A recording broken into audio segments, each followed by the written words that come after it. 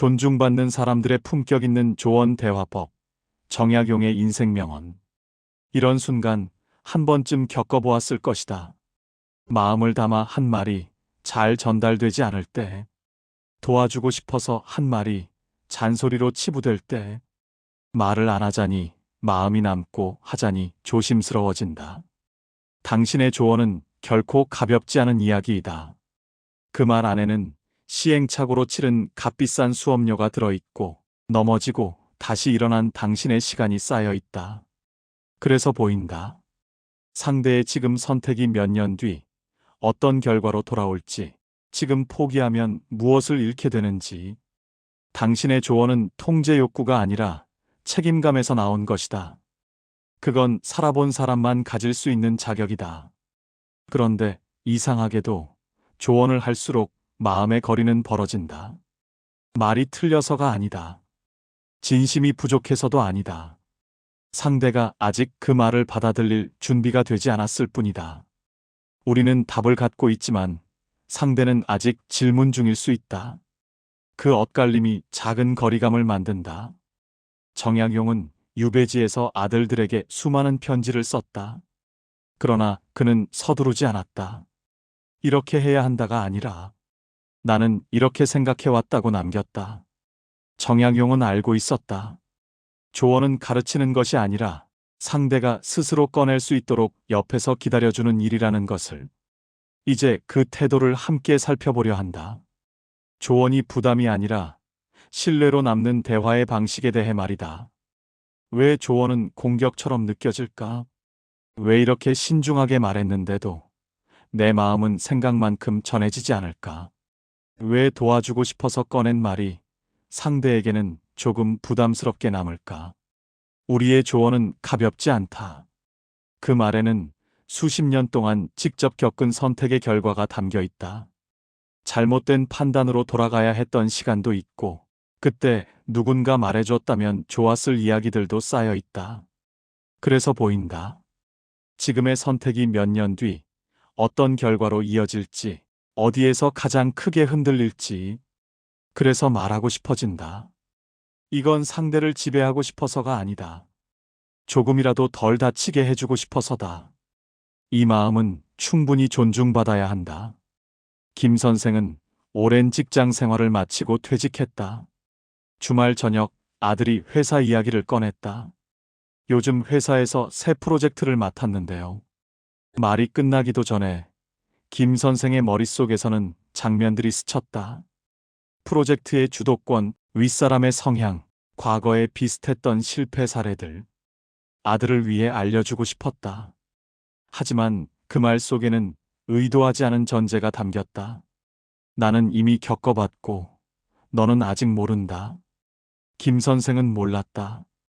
아들이 원했던 건 답이 아니라 자신의 상황을 끝까지 말해볼 수 있는 여유였다는 걸. 이 과장의 경우도 비슷하다. 후배는 부서 이동을 고민하며 찾아왔다. 이 과장은 자신의 경험을 기준으로 조언했다. 현실적인 이야기였고 틀린 말도 아니었다. 하지만 후배가 묻고 있던 건 옮겨야 할까 말아야 할까가 아니라 지금 이 고민이 이해받을 수 있을까에 가까웠다. 하지만 질문이 끝나기 전에 결론이 먼저 나왔다. 박 여사의 경우도 그렇다. 남편이 새로운 취미 이야기를 꺼냈을 때 현실적인 걱정이 먼저 앞섰다. 쓸데없는 소비를 막고 싶었고 예상되는 실망을 줄여주고 싶었다. 그 마음은 분명 진심이었다. 하지만 그 과정에서 남편의 설렘과 기대는 잠시 뒤로 밀렸다. 남편은 자신을 못 믿는다고 느꼈을지도 모른다. 최 부장의 경우도 마찬가지다. 후배의 아이디어는 미숙했을 수 있다. 현실적으로 어려웠을 수도 있다. 하지만 그 아이디어를 꺼낸 순간은 후배가 가장 용기를 낸 순간이었다. 그때 필요한 건 완성된 평가가 아니라 계속 말해보라는 격려였을지도 모른다. 이 모든 장면의 공통점은 분명하다. 조언이 틀려서가 아니다. 진심이 부족해서도 아니다. 상대의 마음보다 경험에서 나온 답이 조금 앞섰을 뿐이다. 정약용은 유배지에서 긴 세월을 보내며 아들들에게 수많은 편지를 남겼다. 그 편지에는 삶의 경험이 가득했지만 선택을 대신해주는 말은 없었다. 내가 걸어온 길을 말해주겠다. 그 길이 옳았는지는 내가 판단하거라. 정약용은 알고 있었다. 조언이란 자신의 삶을 증명하는 일이 아니라 상대가 스스로 판단할 수 있도록 판단의 재료를 건네는 일이라는 것을. 조언은 밀어넣는 말이 아니라 상대가 준비됐을 때 꺼낼 수 있도록 곁에 두는 말이라는 것을. 우리의 조언은 여전히 가치 있다. 다만 그 가치를 제대로 전하기 위해 이 질문을 한 번 더 품어볼 필요가 있다. 상대는 지금 이 말을 들을 마음의 준비가 되어 있을까? 이 질문에서 관계를 더 깊게 만들어주는 조언이 시작된다. 왜 같은 말인데 어떤 조언은 고맙게 남고 어떤 조언은 꺼려질까? 왜 선의를 담았는데도 상대는 한 발짝 멀어질까? 여기에는 아주 단순하지만 중요한 차이가 있다. 그 조언이 요청된 것이었는가 아니면 요청되지 않은 것이었는가다. 정약용은 목민심서에서 이렇게 말한다. 아무리 좋은 뜻이라도 허락 없이 남의 집에 들어가서는 안 된다. 그 순간부터 그것은 배려가 아니라 침입이 된다. 조언도 마찬가지다. 허락 없이 들어간 말은 내용과 상관없이 부담이 된다. 서씨는 퇴직 후 시간이 많아졌다. 자연스럽게 성인이 된 딸의 삶이 더 눈에 들어온다. 딸은 아직 결혼하지 않았고 주말마다 바쁘다. 어느 날 저녁 서씨는 조심스럽게 말을 꺼냈다. 이제 나이도 있고 결혼 생각도 해봐야 하지 않겠니? 걱정해서 나온 말이었다. 하지만 딸의 표정은 굳어졌다. 아빠, 그건 제가 알아서 할게요. 서씨는 섭섭했다. 걱정해주는 마음이 왜 이렇게 닿지 않을까? 정약용이라면 이렇게 물었을 것이다. 당신은 조언을 요청받았는가? 딸은 묻지 않았다. 딸의 입장에서 결혼은 가장 개인적인 영역이다. 그 영역에 허락 없이 누군가 들어온 느낌이 들었을 뿐이다. 요청되지 않은 조언은 의도와 달리 이런 메시지를 담을 수 있다. 나는 내 판단을 아직 신뢰하지 않는다. 나는 내 삶에 개입할 수 있다. 지금의 너는 뭔가 부족하다. 말한 사람의 마음은 사랑이지만 듣는 사람의 마음에는 압박으로 남을 수 있다. 만약 딸이 먼저 이렇게 말했다면 어땠을까? 요즘 결혼 생각이 많아요. 아빠는 어떻게 생각하세요? 같은 조언이라도 이때는 다르다. 딸이 먼저 문을 두드렸기 때문이다. 조언은 침입이 아니라 응답이 된다. 여기서 질문이 생긴다. 그럼 우리는 언제까지 기다리기만 해야 할까? 정말 도움이 필요해 보이는데도 말하지 말아야 할까? 정약용은 이렇게 답했을 것이다. 기다리라는 말이 아니다.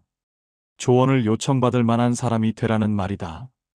김 회장은 은퇴 후 후배들에게 자주 찾아온다. 신기하게도 그는 먼저 조언하지 않는다. 대신 묻는다. 이 상황에서 당신은 어떻게 하고 싶은가? 후배가 자신의 생각을 말하면 김 회장은 끝까지 듣는다. 그리고 이렇게 말한다. 그 방법도 충분히 의미 있다. 나라면 이런 점을 한 번 더 생각해 볼 것 같은데 당신 생각은 어떤가? 며칠 뒤 후배는 다시 찾아온다. 이번에는 스스로 묻는다. 지난번 이야기 조금 더 듣고 싶습니다. 김 회장은 문을 부수지 않았다. 문 앞에서 기다렸다. 그래서 초대를 받았다. 요청되지 않은 조언이 항상 나쁜 것은 아니다. 상대가 명백한 위험에 처했을 때, 관계상 조언이 역할에 포함될 때, 상대가 말로는 묻지 않았지만 도움의 신호를 보낼 때, 이럴 때는 말해야 한다. 다만 방식이 다를 뿐이다. 이야기해줘도 괜찮을까? 내 경험을 나눠도 될까? 조언이 필요해. 아니면 그냥 들어주면 될까? 이 한마디가 모든 걸 바꾼다. 허락을 구하는 순간 요청되지 않은 조언은 요청된 조언이 된다. 조언의 허락을 구하는 것은 약함이 아니다. 상대를 한 사람의 주체로 존중한다는 뜻이다. 정약용은 편지를 쓸 때 이렇게 시작했다. 내가 듣고 싶어 한다면. 그는 알고 있었다. 조언은 권리가 아니라 허락이라는 것을. 그리고 그 허락은 말의 힘이 아니라 존중에서 나온다는 것을. 우리의 경험과 지혜는 여전히 귀중하다. 다만 그것이 잘 닿기 위해서는 먼저 문을 두드릴 줄 아는 태도가 필요하다. 조언의 품격은 얼마나 옳은 말을 하느냐가 아니라 얼마나 존중하며 들어가느냐에 달려 있다. 왜 어떤 조언은 오래 남고 어떤 조언은 금세 마음에서 밀려날까?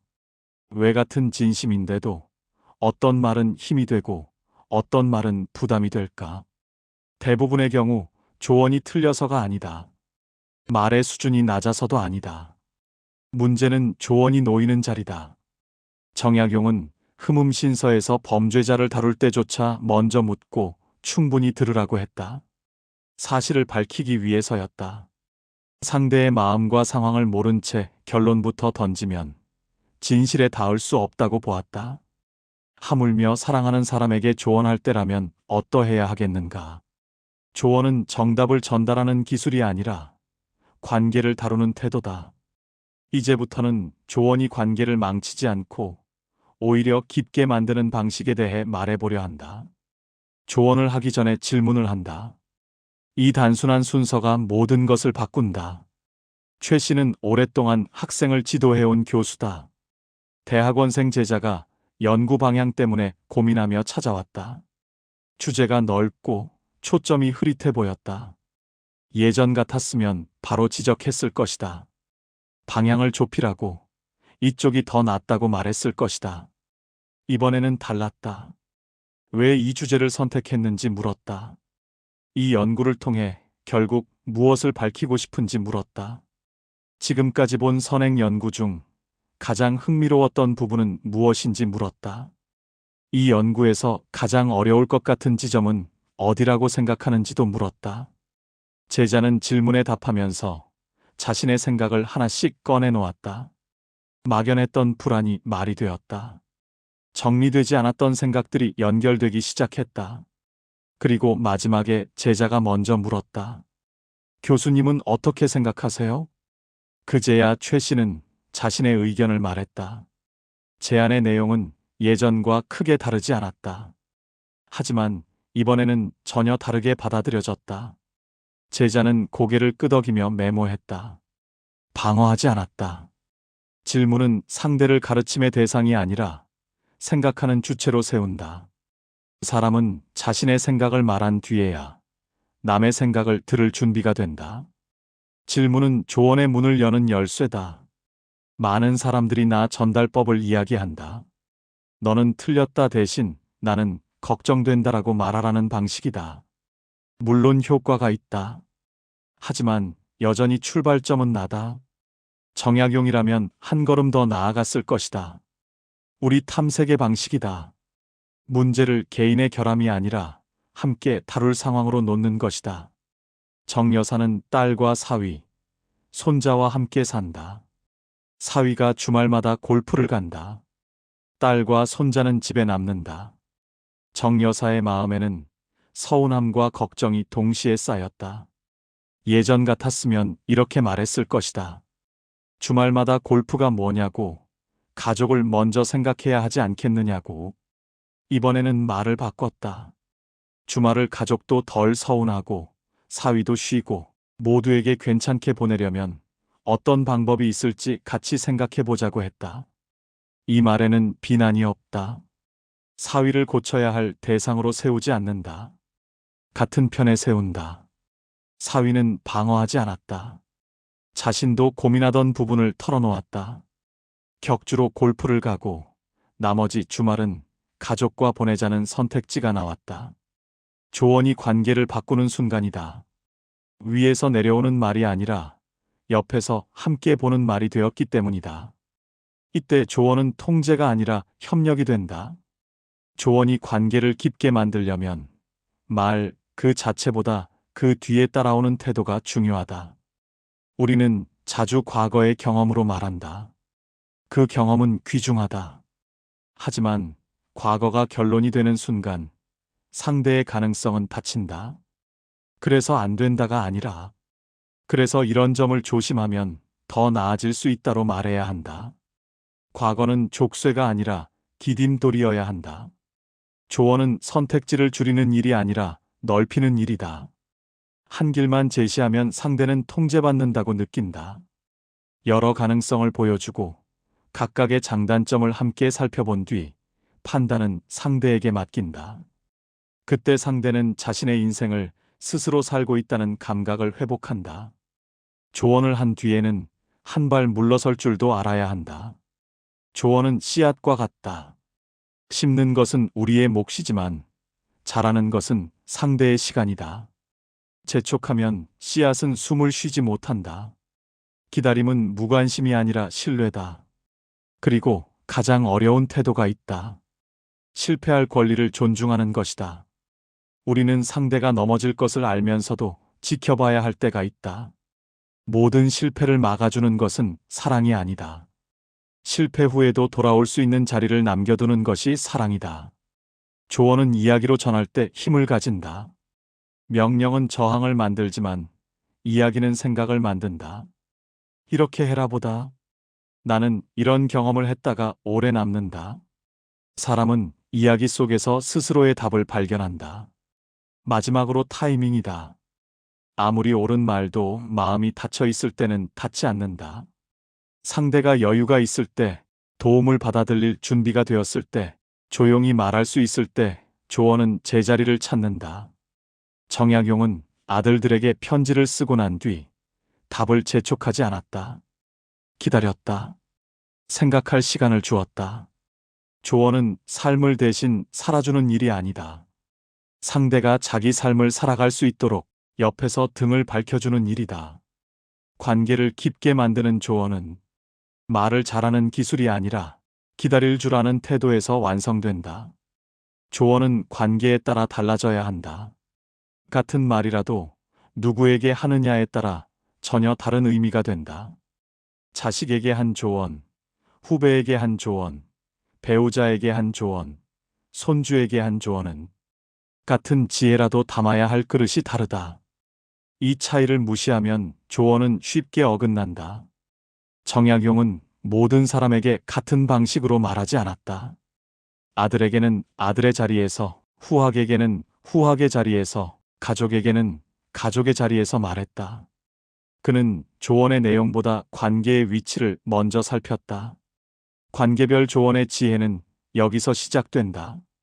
성인이 된 자식에게 조언하는 일은 특히 어렵다. 마음은 여전히 보호자에 머물러 있지만 현실에서 자식은 이미 자기 삶을 사는 어른이기 때문이다. 조 씨는 58배 어머니다. 32의 아들은 안정적인 삶을 살고 있다. 하지만 어머니의 입에서는 걱정의 말이 멈추지 않는다. 결혼, 직장, 건강, 돈 이야기까지 이어진다.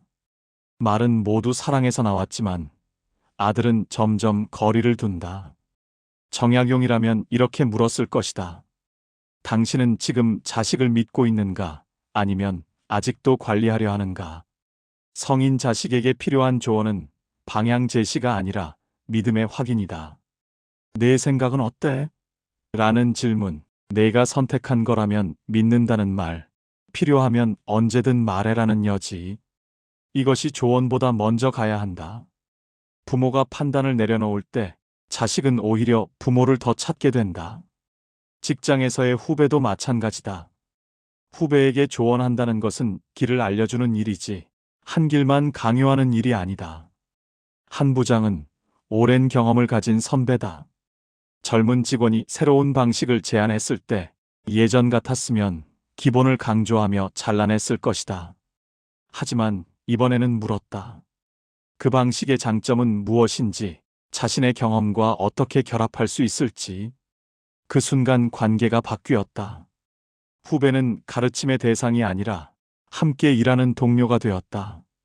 후배에게 조언할 때 중요한 것은 정답을 쥐고 있는 사람이 되는 게 아니라 길을 함께 넓혀주는 사람이 되는 것이다. 배우자에게 조언하는 일은 더욱 섬세해야 한다. 오랜 시간 함께 살았기에 우리는 서로를 다 안다고 착각한다. 그래서 조언이라는 이름으로 쉽게 간섭한다.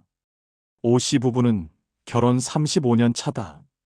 아내가 다이어트를 하겠다고 말했을 때 남편은 과거의 실패를 먼저 떠올렸다.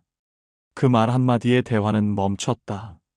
정약용이라면 이렇게 물었을 것이다.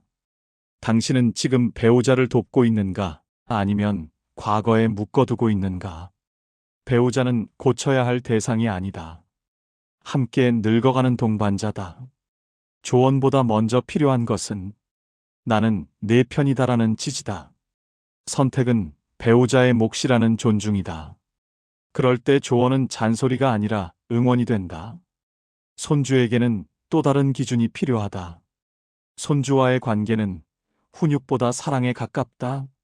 송 씨는 손녀를 돌본다. 채소를 먹지 않는 손녀를 보며 예전에는 강요부터 했다.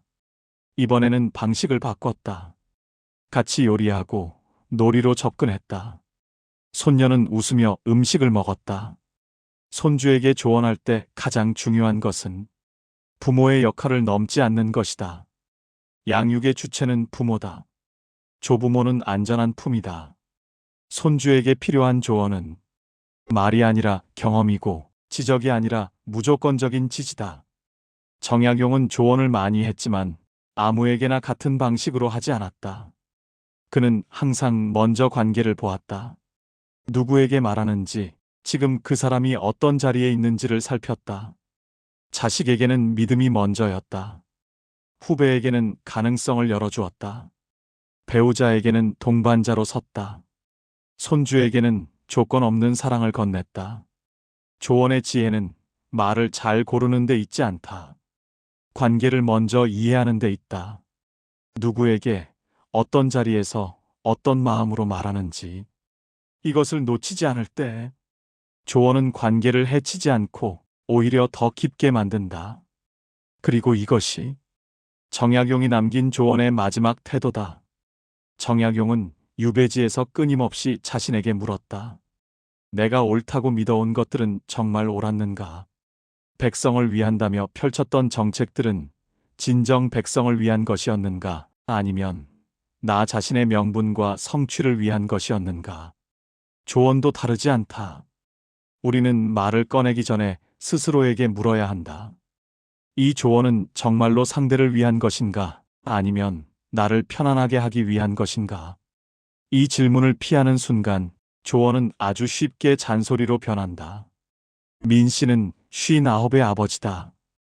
아들이 안정적인 대기업을 그만두고 작은 스타트업으로 옮기겠다고 했다. 민 씨는 반사적으로 반대했다. 그렇게 좋은 회사를 왜 나가느냐? 안정이 얼마나 중요한데? 아들은 잠시 침묵하다 이렇게 물었다. 아빠는 정말 나를 걱정하는 거냐고, 아니면 아빠 체면이 걱정되는 거냐고. 민 씨는 말문이 막혔다. 솔직히 말하면 둘 다였다. 아들이 불안한 길로 가는 것이 걱정되기도 했지만 주변에 자랑하던 대기업 다니는 아들이라는 말이 사라지는 것도 아쉬웠다. 정약용이라면 이렇게 물었을 것이다. 그대의 조언은 아드님의 행복을 위한 것이요? 아니면 그대 자신의 안심을 위한 것이요? 우리는 대부분 순수하지 않다. 조언 속에는 상대를 걱정하는 마음과 함께 나의 불안, 나의 체면, 나의 기대가 섞여 있다. 그것은 이상한 일이 아니다. 인간이라면 자연스럽다. 중요한 것은 완벽함이 아니라 자각이다. 지금 이 말 속에 나를 위한 욕구가 얼마나 섞여 있는지를 알아차리는 것. 그리고 그 부분을 조금씩 덜어내려는 태도다. 정약용이 아들들에게 편지를 쓴 이유는 통제하기 위해서가 아니었다. 멀리 떨어져 있어도 마음만은 이어지기 위해서였다. 그는 아들들의 삶을 대신 살려 하지 않았다. 연결만을 놓지 않으려 했다. 조언의 근본 목적은 둘 중 하나다. 상대를 내가 원하는 방향으로 움직이게 하려는 것인지, 아니면 상대와 관계를 이어가려는 것인지. 통제를 위한 조언은 즉각적인 효과가 있을 수 있다. 상대는 잠시 말을 듣고 행동을 바꿀지도 모른다. 하지만 마음은 멀어진다. 멀어진 사람에게는 더 이상 영향력을 가질 수 없다. 연결을 위한 조언은 당장은 변화가 없을 수도 있다. 상대는 바로 행동하지 않을 수도 있다. 하지만 관계는 남는다. 그리고 관계가 남아있는 한 상대는 언젠가 다시 묻는다. 이것이 역설이다. 통제하려 할수록 영향력은 줄어들고 연결하려 할수록 영향력은 커진다. 정약용은 긴 유배 생활 동안 아들들에게 당장의 행동 변화를 요구하지 않았다. 대신 오랜 시간에 걸쳐 천천히 영향을 주었다. 그는 알고 있었다. 진짜 변화는 빠르지 않다는 것을. 그리고 느린 변화일수록 깊고 오래 간다는 것을. 이 씨는 62의 어머니다. 딸은 육아로 지쳐 있었다. 이 씨는 여러 조언을 했다. 아이를 그렇게 키우면 안 된다고, 자기는 다르게 했다고. 딸은 겉으로는 따르는 것처럼 보였지만 점점 육아 이야기를 하지 않게 되었다. 이 씨는 뒤늦게 깨달았다. 자신은 단기적으로 딸의 행동을 바꾸는 데는 성공했지만 장기적으로는 딸의 마음을 잃고 있었다는 것을. 그래서 말을 바꿨다. 자기도 많이 힘들었다고, 딸의 고단함을 안다고, 도움이 필요하면 언제든 말하라고 했다. 조언은 딸이 원할 때만 하겠다고 했다. 육아 방식은 딸의 선택을 존중하겠다고 했다. 시간이 지나자 딸은 다시 어머니에게 말을 걸기 시작했다. 그리고 어느 날 먼저 조언을 구했다. 그 순간 이 씨는 알았다. 관계를 지켰기에 다시 영향을 줄 수 있다는 것을. 조언을 하고 난 뒤에 내 감정을 살펴보라. 내 말이 받아들여졌을 때 뿌듯함이 먼저 오는가? 상대가 스스로 성장하는 모습이 기쁜가? 전자라면 그 조언은 나를 위한 것이었을 가능성이 크다. 후자라면 비로소 상대를 위한 조언에 가까워진다. 정약용은 아들들이 자신의 말을 따르지 않아도 괜찮아 했다. 아들들이 스스로 판단하고 책임지는 것을 더 기뻐했다. 그에게 중요한 것은 내 말이 옳았다는 증명이 아니라 아들이 어른으로 서는 일이었다. 조언과 잔소리의 마지막 분기점은 여기에 있다. 이 말이 나를 만족시키는가, 아니면 상대를 성장시키는가? 이 질문 앞에서 멈출 수 있다면 조언은 더 이상 관계를 해치지 않는다. 오히려 관계를 지켜주는 마지막 말이 된다. 정약용이 강진 유배지를 떠나던 날, 사람들은 눈물로 그를 배웅했다고 한다. 그는 18년 동안 그곳에서 백성을 가르쳤다. 그러나 한 번도 그들을 통제하려 하지 않았다. 지식을 나누었지만 내려다보지 않았고, 조언했지만 대신 선택하지 않았다. 그래서 사람들은 그를 따랐고 사랑했다. 여기에 조언의 본질이 있다. 사람들은 옳은 말을 한 사람을 기억하지 않는다. 자신을 존중해준 사람을 기억한다. 조언과 잔소리의 차이는 복잡하지 않다. 조언은 관계를 깊게 만들고 잔소리는 관계를 멀게 만든다. 조언은 상대를 존중하고 잔소리는 상대를 무시한다. 조언은 상대의 성장을 바라보고 잔소리는 나의 불안을 달랜다. 조언은 함께 답을 찾고 잔소리는 내 답을 강요한다. 조언은 상대에게 힘을 주고 잔소리는 상대에게서 힘을 빼앗는다. 말의 길이가 아니라 방향의 차이다. 누구를 향해 있는 말인가? 상대를 향한 말인가? 나를 향한 말인가? 그 차이가 조언과 잔소리를 가른다. 우리가 쌓아온 경험과 지혜는 분명 귀중하다. 젊은 세대가 쉽게 가질 수 없는 무게가 있다. 문제는 그 가치를 어떻게 건네느냐다. 강요하지 않고 존중하며 함께 탐색하고 상대의 선택을 믿어주고 실패할 권리까지 인정해줄 때 경험은 비로소 지혜가 된다. 조언은 문제를 해결하기 위한 도구가 아니다. 관계를 다루는 방식이다. 자식과의 관계도, 후배와의 관계도, 배우자와의 관계도, 손주와의 관계도. 조언 하나로 멀어질 수도 있고 가까워질 수도 있다. 선택은 언제나 우리의 몫이다. 정약용은 말년에 이렇게 썼다. 내가 살아온 세월이 길다 해서 다른 이의 삶을 함부로 판단할 수는 없다. 각자의 삶은 각자의 것이다. 나는 다만 내 경험을 나눌 뿐이다. 이것이 조언의 품격이다. 상대를 바꾸려는 말이 아니라 상대와 연결되려는 말. 나의 만족을 위한 말이 아니라 상대의 성장을 위한 말. 관계를 자르는 칼이 아니라 관계를 잇는 다리가 되는 말. 나이가 들수록 우리에게 필요한 것은 더 많은 조언이 아니다. 더 품격 있는 조언이다. 더 강한 목소리가 아니라 더 깊은 존중이다. 더 많은 간섭이 아니라 더 진심 어린 연결이다. 정약용이 강진을 떠날 때 사람들이 눈물로 배웅한 이유는 그가 많은 것을 가르쳐서가 아니다. 그가 그들을 진심으로 존중했기 때문이다. 우리도 그런 사람이 될 수 있다. 우리의 조언이 강요가 아닌 등불이 되고 간섭이 아닌 지지가 되고 통제가 아닌 연결이 될 때, 그때 비로소 우리의 조언은 진정한 의미에서 관계를 깊게 만드는 조언이 된다. 오늘 영상이 도움이 되셨다면 구독과 좋아요 부탁드립니다. 다음 영상에서 뵙겠습니다.